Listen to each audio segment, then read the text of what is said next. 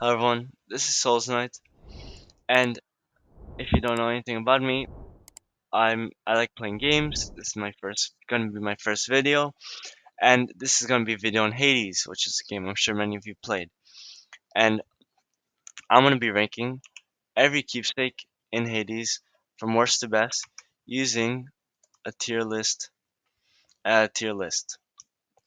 And we're gonna be ranking keepsakes. I hope I can also give tips for beginners and even advanced players, and it'll be very helpful.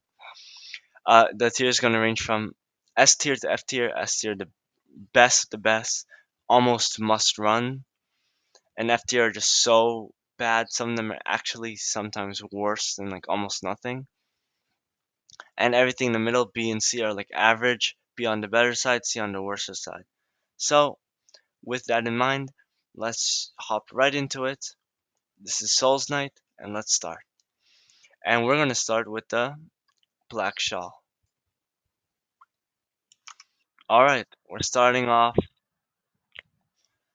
with the Black Shawl. Okay, this one you get from Nyx, meaning you have to give the nectar to her. That's how all of these you gain to the person. And what it does, it gives you 20% extra damage while striking undamaged foes and also striking enemies from behind. And basically, it's not good. It's really bad. It's pretty bad. The damage, look, the damage on undamaged foes it's pathetic. It's really bad because it's nothing. Uh, it's because you don't. It's not good. It's not good. Uh, but the 20% extra backstab damage is actually can be quite strong in some situations. I honestly don't think this one, I think it goes 10, 15, 20%. I'm pretty sure when you upgrade it. I don't think this one's worth it. There's just don't it struggles because there's other counterparts, other keepsakes that just does what it does but better. So I honestly think this one is not that good, and I think this is gonna be a top of D tier keepsake. I don't think you should run it. Now we have the bone hourglass, and this one's controversial because some people from Charon, because some people love it, some people hate it. I honestly think it's really, really, really strong. So basically, what it does is it has an interesting effect. Items from the Well of Charon have durations increased by 8 encounters. What does this say? What does this mean? It means that when you buy an item from the Well of Charon, whether it's between regions or in the middle of an or after an encounter, you can get the effect for way longer. For example, jerkies, which do more damage, or some haste speed boosts, some time effects. They just become really strong. Usually, these last for around 3 to 6 encounters, but with this keepsake, you can stretch it for plus 8 encounters. That'll make it 11 to 14 encounters, which is just insane. Some of them even go to 16 encounters or even 20 in some cases, which will never happen. But this is very strong because one region takes around 10 encounters, meaning you can easily get 1.5 region worth of this effect. I think it's busted. You can get effects of every single keepsake in this game pretty much with just this keepsake. And I think this is gonna be an S tier keepsake. I don't have a lot of S tiers, very few actually. So I think this so I think it's very important that this one is just so powerful and I really gotta show that. Okay, next we have is the this is broken spear point. Yes, the broken spear point. And look, the idea is there. The idea is there with this one. You get it from Patroclus, which is one of the slightly harder ones to get from. You find them in Elysium, And this one, what it does is after taking any sort of damage from anywhere, you become immune to damage or impervious to damage for 1.5 seconds. It goes from 1 second to 1.25 seconds to 1.5 seconds when you level it up. And this refreshes every 7 seconds, meaning you can only use this once every 7 seconds. It's pathetic. It's so bad. It's so bad. I don't think it has like almost any use case. There's one use case for it, and it's so limited. When you go into those the tunnels, the labyrinth, and a satyr poisons you, which do constant tick damage. You can take up to like 10 damage in a second.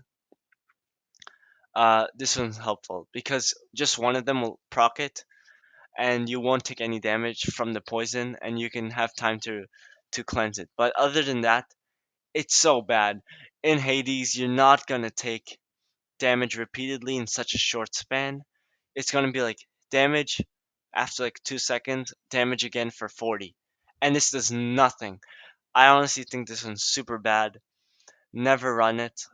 It's super bad. Some people like it. It's not good. It's so every time I run it, I feel like I get no value. This will be F tier, and just like the S tier, there's not gonna be a lot of F tiers. So now we're gonna move on to the Chthonic coin purse. And this one's good. This one's really good. This one, in my opinion, is the second best beginner keepsake. We'll get to the first best later. And this one has to do with money. And this one, you'll see, this one can pair well with almost any other keepsake. That's why I really like it. And it's one of the best. I think it's the second best first region keepsake in the game. What it does, it just gives you 150 coins for the rest of the match when you play it. Once you equip it, you get 150 coins, and you can spend it however you want, whenever you want. And what makes this one particularly strong is when you take it off, you still get to keep the coins. You don't like lose 150 coins, meaning that this keepsake pairs with anything else. You equip it, next region you take it off, and equip anything else, and you'll get money. And just saying, you can't equip it twice. You can't take it off and then the region after put it back on. You're not going to get 300 coins. This one's really good as a beginner, where it goes 100, 125, 150. 100 coins as a beginner, you'll probably won't have it maxed out as a beginner. It's just really powerful. It's a lot of money, and it gets less value. I don't think it's the best because you at some point you'll get a lot of money. You'll get a lot of coins in the game because of the Mirror of Night, where you start off with like one or two, where you can start off with 100 coins, or you get the Golden Touch, which increases coins a lot. This one pairs well with the Golden Touch, but I think coins aren't that hard to get. I don't. I think this one's very strong though for beginners. I can't. You can't sleep on this one. And a lot of pros say it's S tier. It's not S tier. But it's very powerful and it deserves a good A tier. It'll probably be top of A tier, honestly, one of the top of A tier. And next we have is the Chaos Egg. This one, I mean not the. Oh my god, it's the Cosmic Egg. Oh yeah, sorry. This one you get from Chaos, and this one is super unique because it's it might happen once per region, and what it does, there are chaos gates that appear around chaos gates appear while you're playing the doing a run, and you can sacrifice some health, like I don't know, like maybe like around 20% health, around 20 health usually, and you enter the chaos, enter into chaos realm. Yeah, and you can pick up a chaos boon, and chaos boons are give you a super powerful effect at the cost of having to deal with inconvenience for the next few encounters, whether that be not seeing what the chamber rewards are, enemies having more health, enemies doing more damage, etc. And this one does two things. This one allows you to enter the gates without taking damage, which already is quite a strong effect. It's always welcome. I don't think it's too important. The health is usually not a big deal. You'll get it back. But if you're really low on health, this one's a lifesaver, this effect. But the secondary effect is what makes it really strong. Um, it allows blessings from chaos to have 40% chance to be rare better, which is quite a lot because these are the strongest effects in the game and they stack. They stack with other gods, they stack with keepsakes. This one I think is very powerful. I think it's very good. And having a higher rarity is really strong. I don't think it's the best just because the chance of having it, activating it, is relatively rare. You're not going to get so much out of use. And I think there's just so many other counterparts that I think are better and used all the time. I think this one's a little too situational, but I still think this deserves a very solid B tier. And yes, now we have the distant memory, and this one is this one's weird. Let's explain it. The distant memory is from Orpheus, and uh, this one I don't play almost at all. I don't have so much experience with this one, but I don't think it's that powerful. And it does a relatively simple effect. All it does is it deals 30% more damage to distant foes, and it's from Orpheus. Distant foes, it's not that far, but pretty much this means that only two weapons can get value out of this: the bow and the gun. The shield and the spear has some chance to get value out of that, and the sword and gauntlets have absolutely no way for them to do extra damage. Meaning you can only really run this on the bow and on the spear and on the gun. 30% is not a joke. It's quite a lot of damage. I honestly think if you're running a full range build, it might be pretty fine. Might be okay. I don't think this is good at all though. Honestly, it's really bad. It only works on like one third of the weapons, and it goes 20, 25, 30% while upgrading. Just don't run it. Honestly, I wouldn't run it. It's not good. It's not good at all. But there is some use cases, and it's not worse than nothing.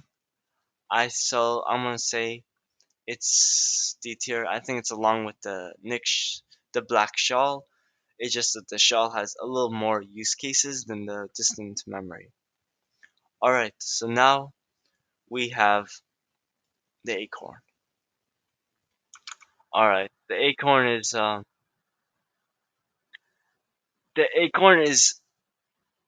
uh keepsake is honestly, in my opinion, the best keepsake in the game. Straight up. You need to get it. You need to get Eurydice. You need to get it from Eurydice. The acorn is amazing. And what it does is, in the boss fight, the final encounter in each region, you'll take no damage. You'll be immune the first 5 hits you take. It's pretty much the first 5 hits enemies deal to you, whether 40 damage or 5 damage, you're immune to. And this is very, very, very good. It goes from 3, 4, and 5. I don't think it's that useful in 3 or even 4. I think 5 it just becomes amazing. And this is interesting because, in a way, it does nothing until you get to the boss fight. But this saves your boss fight. This is how you win games. You can beat all of the Lycium boss fight and not take damage from Theseus or Minotaur, even in when they have the extreme conditions on. I think this is a must use. This one's really good. I think it's more applicable to experts and pros because as a beginner you don't really know how to plan your hits that you take, and you'll be burning through it quite fast, and then you feel like you don't get so much use. But this one's just so amazing. You need to get this. It's just so good. It's super versatile and you can do so much. And obviously this gets top of S tier. And yeah, very rare that this happens. All right, so let's move on to the feather duster. Where is it? The happy feather duster. And this one, This one's interesting because I'm not a huge fan of it. I don't run it that much, unlike like the acorn and stuff. And this one you get from Dusa, but I know many people swear by this keepsake. That's all they run. They think it's the best keepsake in the game, and it's not bad. It's not bad. It's not the best. I think it's quite good. It's very good. It's very strong, and I think it's worth running if you want. The only time it's not good is if you're doing speed runs because this requires you to break urns, which definitely take you a lot of time because you have to like travel around the whole encounter, breaking all the urns to get any like a lot of value. And what does broken urns have a 6% chance to contain heart? And when they say heart items, they mean 10 health. When you break it, there'll be a 10 health like sandwich. You can just pick it up and you get 10 health. And 6% is actually quite good. It's quite easy. You'll pretty much guarantee 10 health per encounter, which is very, very strong. And it goes from I think 4.5 to 6%. I might be wrong about that, but that's what I think. Um, and it's quite good. It's quite good. I think it's worth running every time I run it. I get value out of it. I feel like this one you always feel like it's worth it. You always feel like you're gonna get stuff out of it, and I think it's definitely a keepsake that's worth checking out and worth running. I don't think it's terribly strong because a lot of other keepsake with about healing is actually better, but this one's worth picking up from Dusa, and I would try using it out. For a chance, you'll be surprised. It actually can do quite a lot, and because of this, the Feather Duster gets top of B tier above the Chaos Egg. And now we have the Lucky Tooth. All right, people are gonna not like me for this. Everyone says the Lucky Tooth is by far the best keepsake in the game, and in some way they're right because the Lucky Tooth gives you a feature that is so crucial. And what it does, it gives you extra death defiance. If you didn't know, in Hades when you die you get death defiance, which allows you to revive with half health of the full health. And if you have another death defiance and you die again, half health of the full health again, meaning it's not the half of the previous half, meaning you can get a lot of extra chances. With two death defiance, you pretty much have a full health recovery, which is very strong. And you start the game without any death defiances, and you'll get up to three death defiances. And a lucky tooth gives you 100 health, up to 100 health, when your life total is depleted and your death defiances have been all used up, allowing you to get four death defiances instead of three. And keep in mind that if you activate this and you take it off the next region, and on the third region you activate it again, it's not work. You can it only works in one region, and then you can't use it ever again. So keep that in mind. Use it only activate it when you know you're gonna pretty much take all three lives. I think this one is actually worse than the collar. We'll get to that later in some cases. I think this one's quite very strong still, and this one's great for beginners, especially ones who don't have a lot of that defines. I just feel as a when you get higher level, you don't really need it because you're not going to be spending all three death defiances if you're good and you learn how to avoid hits. But I still think this is quite strong. This is very strong. It goes 50, 75, 100 health. So even the 50 health can be quite good. And yeah, I think this one's worth running. Definitely pick it up from Skelly, and it will get top of A tier, not S tier, because I don't think it's a must run. And now we have the Meridian bracelet. Okay, the Lucky Tooth is very good. It's very strong. I think the second best beginner keepsake. So now we have the Meridian bracelet. I'm pretty sure, right? Where is it? The Marim. I can't pronounce it. The Meridian bracer. This one is the weirdest keepsake in the game in some way because it's the only one that actually gives you a downside. It gives a really strong upside, which you take 30% less damage from the front, but a really big downside where you take more damage if you're hit from the back. And It's awful. It's really bad. The problem with it, it has potential to be really strong. 30% damage reduction is not a joke. It's super powerful. I think the point of this is to allow you to be more brave. You run into hits, and you won't take nearly as much damage. But if you're not playing well and you let them come behind you, you'll take more damage. And 10% not so much, but it's still a lot. And I don't think it's good.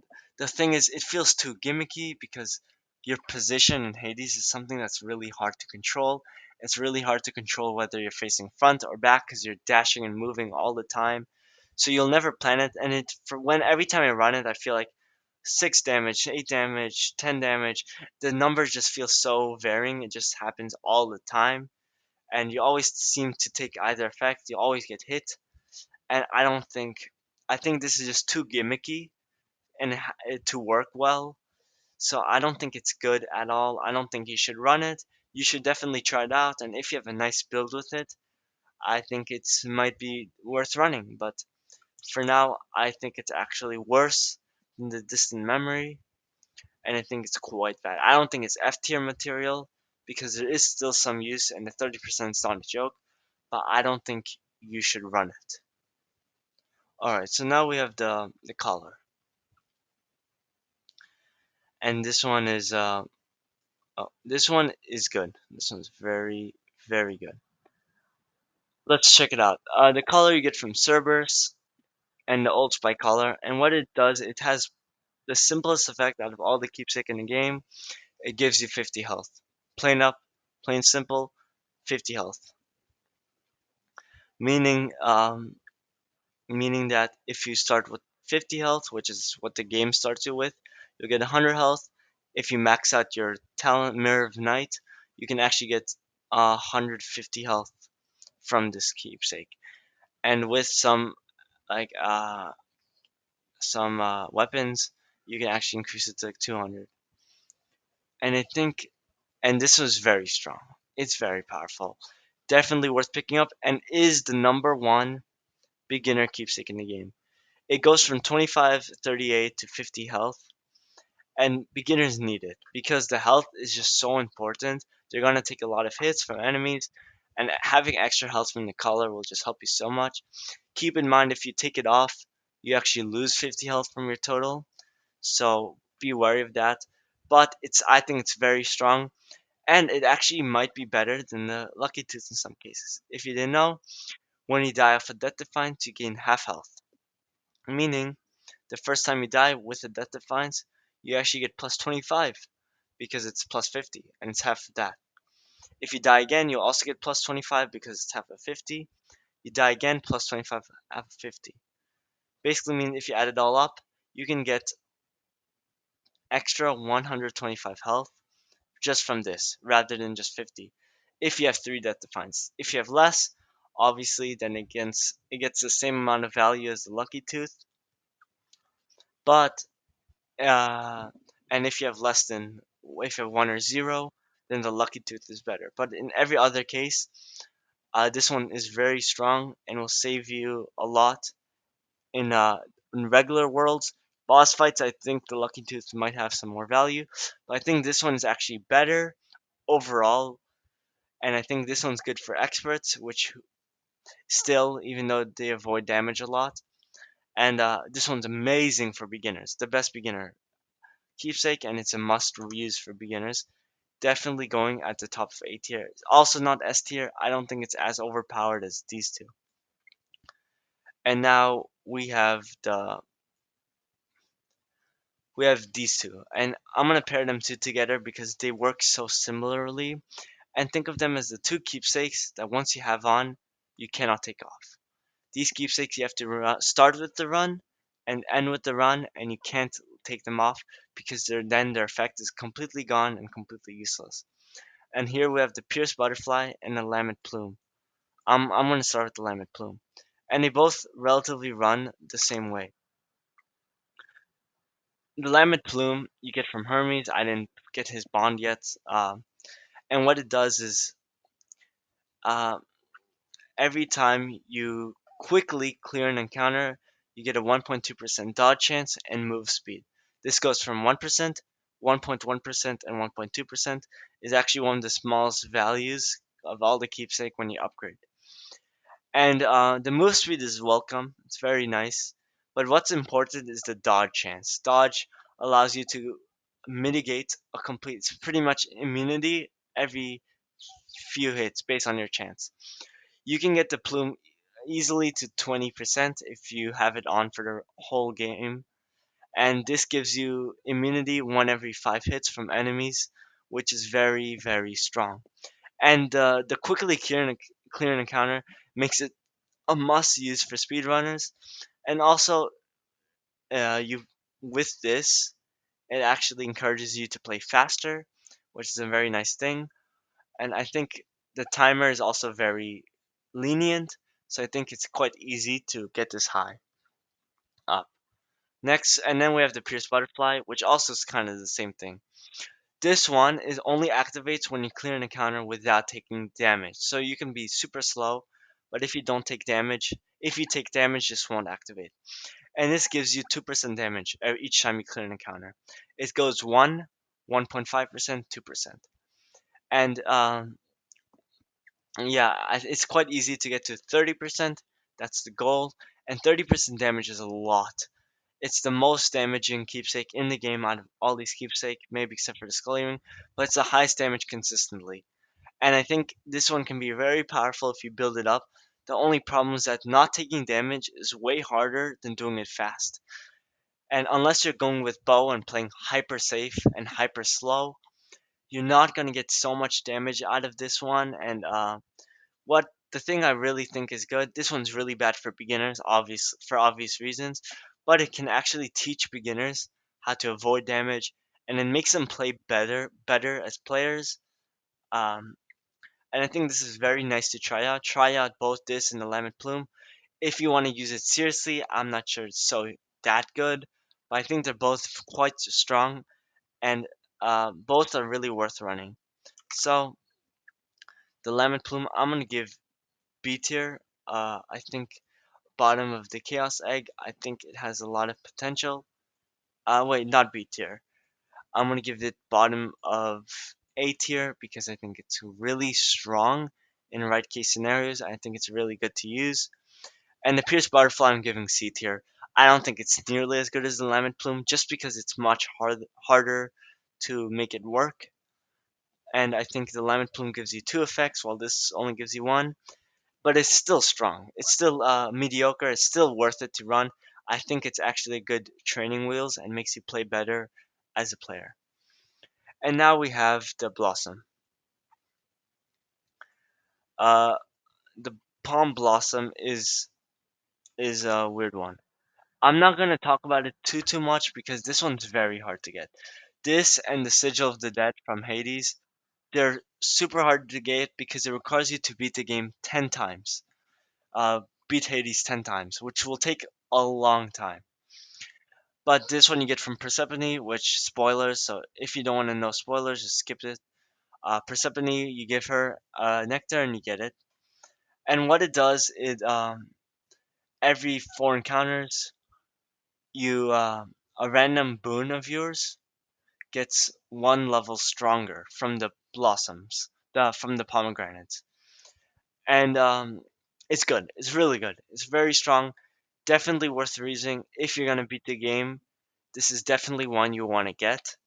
It starts off at 6 encounters, I'm pretty sure, then goes to 4, then goes to 5, and then goes to 4, or maybe 864. I don't really remember. But either way, if you get a max level, it's very strong. Usual region has around 10 to 12 encounters, 8 to 12 encounters, meaning you can proc this, activate this 2 to 3 times each region, meaning 8 to 12 times in the total worlds, which I think is very, very strong. The only problem with this, in my opinion, is that it's random. It's very random. And if you have a lot of boons, the chances you're going to get the boon that you really want is very, very low. But if you have just a few boons, it can be amazing to level up fast. I think this one is good. I think it's slightly overrated, but I think this one's still good to use, worth to get, and worth to play to the end for. I think this gets top of B tier, in my opinion. And next we have is the Shattered Shackle from Sisyphus. Just saying, people who want to get his bond, it's quite hard. But for me, it was quite easy. I think it's a matter of opinion. But forget about that. This one you get from Sisyphus when you give him nectar, and it does an interesting effect. I think it's by far the best region one keepsake in the game. This is the second best region one keepsake in the game. And what this does is every time your attack, your special, and your cast will deal double damage, 100% more damage, when it's not empowered by boon. Boons can empower attack, special, cast, calls, and dashes. Yeah, and making meaning that by the end of the game, you will have a boon empower all of them 100%, making this worthless. This is only good when you don't have the boons to empower your effects, meaning that it's very, very good for Region 1 because double damage is not a joke. It's so much damage. I think this might be the most underrated keepsake in the game. It goes from I think 50, 75 to 100% extra damage, and this or maybe 60, 80, 100%, I don't remember. But this one's really quite strong. This one's very good to use. I think you should definitely try it out. Definitely take it off after the first region though, because it gets useless quite fast. But I think this is the most underrated keepsake, and this deserves, um, I think, bottom of the B tier. I don't think it's. I think it's better than the. I don't think it's as good as the Chaos Egg, but it definitely is underrated. Definitely not a joke. It will make you get the first region extremely easily. Definitely try that. Alright, now we have the Sigil of the Dead. Again, this is spoilers, so please skip this if you didn't beat the game yet. But also this is one of the hardest um, keepsakes to get, and this one does an interesting fact. Let's check it out. The Sigil of the Dead gives you a call. If you don't know, call is like an ultimate ability which you only get from God boons. This one instantly gives you one from the start of the game if you use it at the start of the game. This become makes gives you a Hades call, which makes you invisible, allowing, of course, you to be uh, on enemies won't attack you, and also your God gauge will start 30% full. It only fills up to 2 bars, and this one's very interesting because if you have this, you cannot use any other God's call. And I'm just gonna say it to you, it's really, really, really bad. I don't use it so often, but when I had to make this max level, I didn't enjoy it. It wasn't good. It's not a good call. It's probably one of the worst god calls in general. And why do you? And you're wasting a whole keepsake slot to get this. I honestly think this can be worse than nothing because it gives you a relatively mediocre call and takes off a super crucial uh, uh, a keepsake slot. This one's from Hades, so you can get it if you want. It's not 100% needed. I don't think it's worth it, but it's definitely fun to try out. It looks kind of cool. I like how it looks, but I don't think you should use it, and I think it's really, really bad. I honestly think this is the worst keepsake in the game, because yeah, it it gives you something that you don't need. You're either way gonna get, and it gives you at a worse version of it. Max use it for World 1 where you don't really have a call yet, but I don't think it's good. Alright, now we have the skull earrings from Megara. This one is quite special. This is a damage increasing one along with like the black shawl and oh yeah, just saying the Hades aid goes from I think either 10, 20, 30 or 20, 25, 30. I forgot. Alright, so this one Megara's one is the skull earrings. And what it does is while you're below 35% health or at 35% health, you deal 40% extra damage. I think it goes 20, 30, 40% damage if I'm correct. And this one is weird. This one's unique. It only it happens when you're low. It's kind of like a when you're low health, finish them off kind of thing.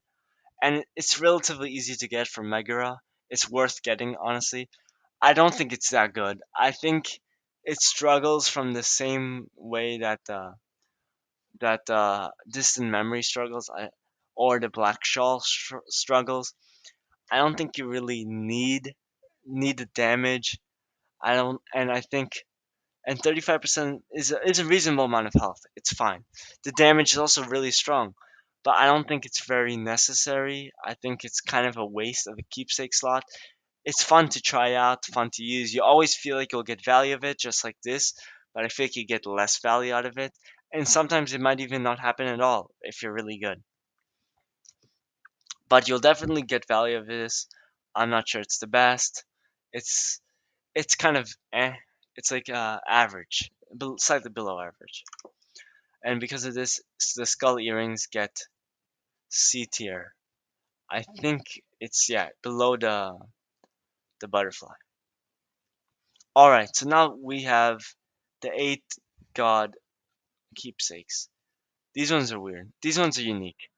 Here they are: the thunder signet, the conch shell, the owl pendant, the eternal rose, the blood-filled vial, the adamant arrowhead, which I don't get the bond for, overflowing cup, and the frostbitten horn. Each one does the same exact effect.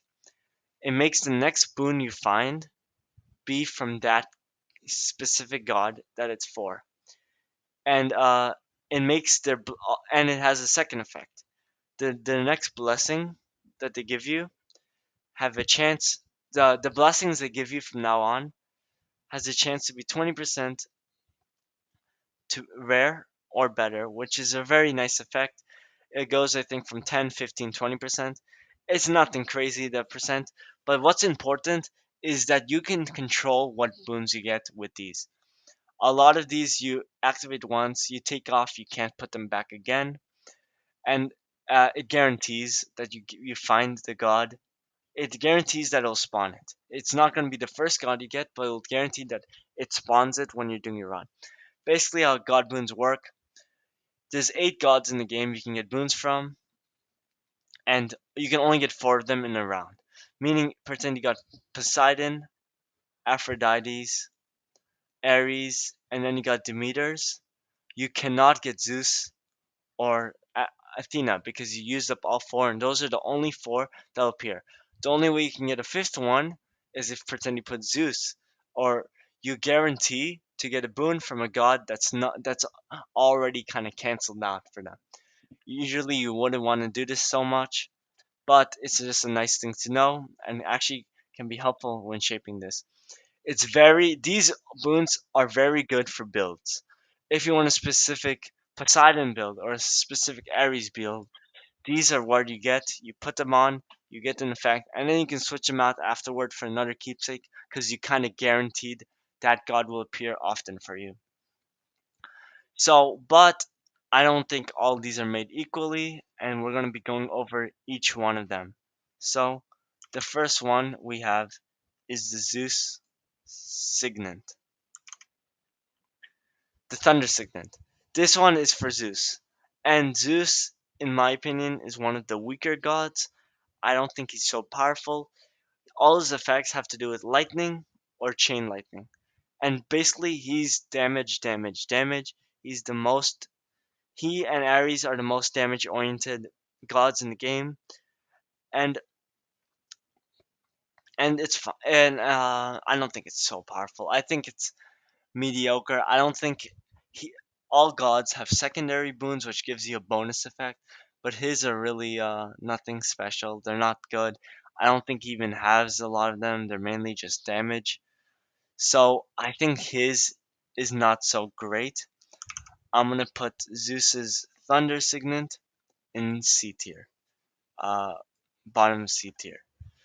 Just saying these gods are all opinion based. Pretend you're going to Zeus. Pretend you're doing a Zeus build. Then this can even hop up to S tier because you might need the boon to get, and that'll save you the run. But in general, I don't. I think some other of these god boons might be even a little bit stronger than the Zeus ones. With let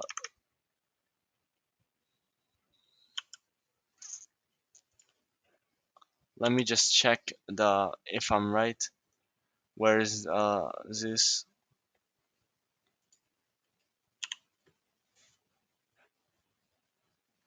Yeah, his is like God Gauge, Lightning. Yeah, nothing strong,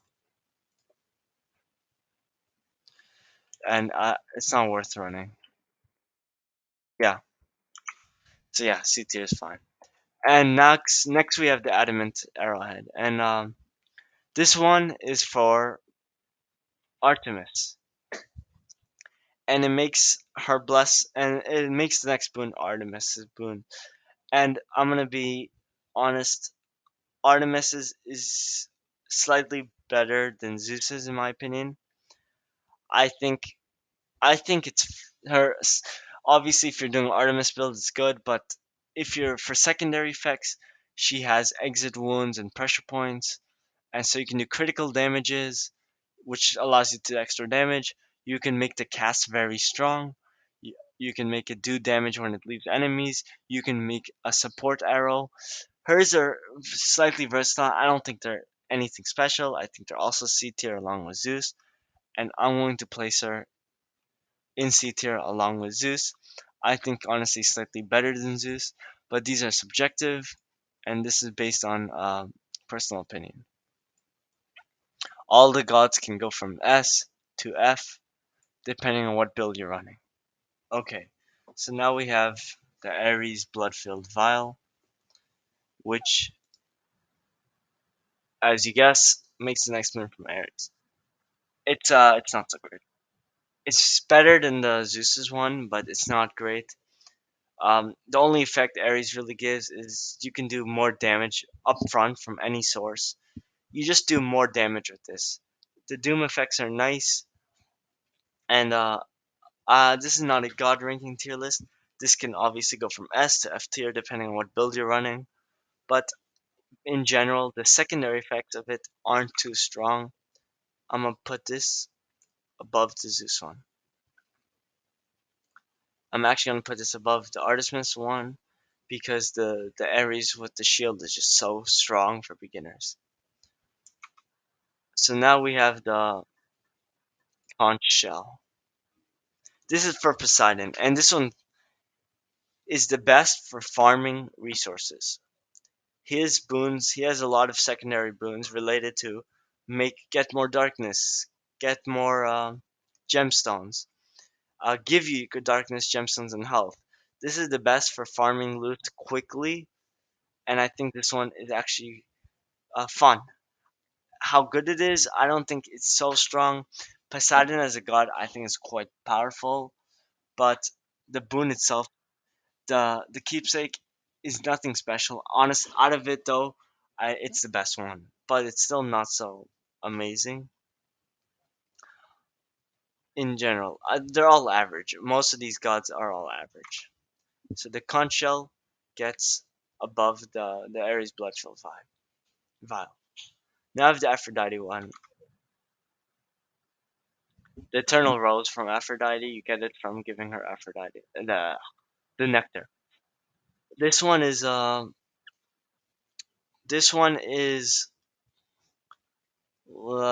that powerful. I don't think Aphrodite's secondary effects are too strong. The weak effects are really good, but we're not talking about the gods. We're talking about secondary effects, like extra stuff that might be useful if you wanted.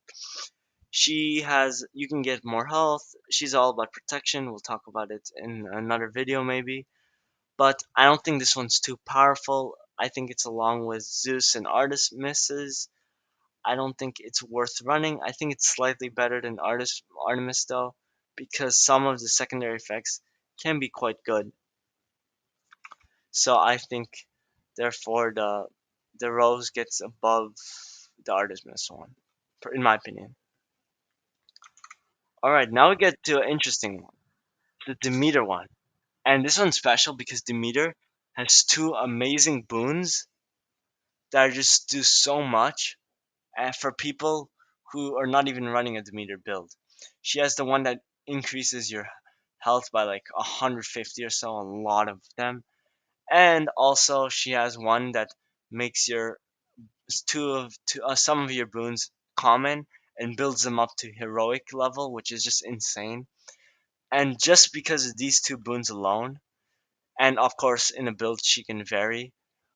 This one, Demeter, is actually a tier, in my opinion, a tier above all the other god boons. And next we have is Dionysus. Dionysus has I don't like his boons that much. It's actually one of my least used gods. He has Hangover, which is a poison. It's quite strong. We're not talking about the gods though. We're talking about the boon. Secondary effects, he has a good fountain one where you gain a lot of health, instant health, and extra damage. He has one where you take less damage when you're below 40%, below a certain number of health. He also has one that you take, you regain health if you do bad. This one's strong. This one's fine. I think it's good. I don't think it's on the same level as like what Demeter can provide or our next god Athena. But this one is like on par with the rest. I think it's actually the best compared to the other ones in C tier, and it's gonna go at the top. At I actually think those three secondary effects are really powerful. I actually think it's gonna go bottom of B tier personally. All right, and now we have the last keepsake of this video, last keepsake in the game. We have the Owl Pennant from Athena, and this one I'm just gonna say, if you're not running a specific build with Athena, of course, it's the best out of all of these. It's because Athena, she has three boons. Uh, no, two boon. One where you gain more health, and one where you get longer shield after uh, using a death defiance, and and you get an extra death defiance. That's what makes it good. Obviously, if you have the full max three, you won't get another. It just recovers one death defiance. But Athena allows you to recover death defiance, and is by far the best god because if you're low on death defiance, just equip this, and you're pretty much guaranteed almost. Especially if you have some rerolls to get another Death Defiance. And because of this, Athena is the only god that's going to go by default to A tier because extra Death Defiances is not a joke. I think it's actually better than the Lament Plume. And so, this is my comprehensive tier list of all the keepsake in Hades. From the best acorn to the worst sigil, just know that the best starts from the left, worst starts on the right in the specific tier. And it goes like this. Yeah. And this is of course opinion based. You can have whatever opinion you want.